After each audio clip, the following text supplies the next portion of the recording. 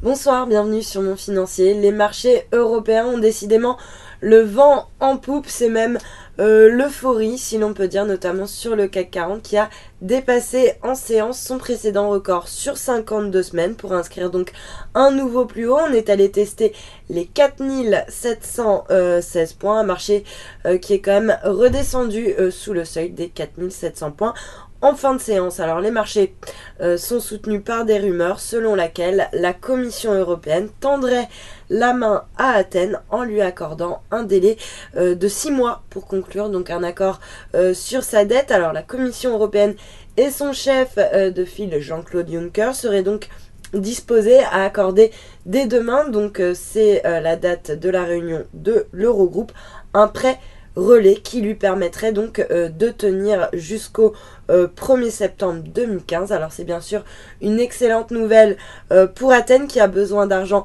frais et vite, puisque je vous rappelle que son programme d'aide arrive à son terme dès la fin du mois et qu'elle a dû renoncer donc au versement de l'aide financière de la Troïka, une tranche de 7,2 milliards d'euros, car elle refuse de poursuivre la cure d'austérité qui lui est imposée justement par la Troïka. Il faut savoir qu'un entretien téléphonique est prévu entre le Premier ministre grec Alexis Tsipras et donc Jean-Claude Juncker, ce qui laisse espérer bien un accord rapide entre la Grèce et ses partenaires européens et même une issue donc positive aux négociations, de quoi soutenir bien sûr les marchés financiers, des marchés qui évoluent en forte hausse. On a donc un CAC qui grimpe de plus de 1%, ailleurs même tendance, Francfort qui bondit de 1%, et puis bien sûr la bourse d'Athènes qui rebondit vivement, plus 8% ce soir. Du côté des valeurs, eh bien on notera que LVMH se distinguait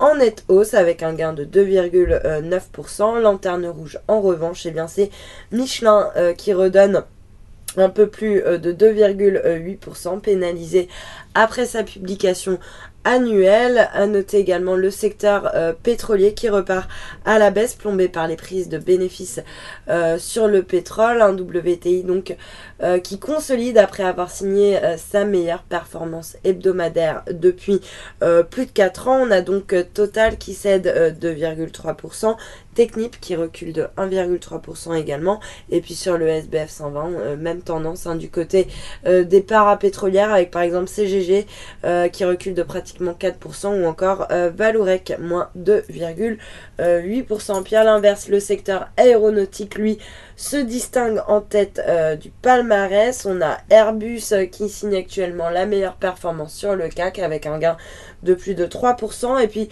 dans son sillage Zodiac qui grimpe également de 2,9%. Puis pour terminer sur le SBF 120, on notera que Solocal se prend une grosse claque, le titre chute de 11,6%, on revient autour des 68 centimes d'euros, le titre qui est sanctionné après avoir dévoilé des résultats légèrement inférieurs aux attentes. Et puis sur le marché d'échange, eh bien l'euro lui reste ferme face au dollar, il oscille autour de l'équilibre à 1,1324. Alors la monnaie unique parie comme les marchés financiers sur une issue positive des négociations entre l'Europe et la Grèce. Pour preuve, il bondit de 0,5% par rapport au yen, mais c'est surtout le billet vert qui évolue en nette hausse, et par rapport à l'ensemble des devises d'ailleurs, un billet vert qui grimpe par exemple de 0,6% par rapport au yen. On n'est plus très loin du seuil des 120 yens. Et puis pour terminer, l'once d'or qui elle en revanche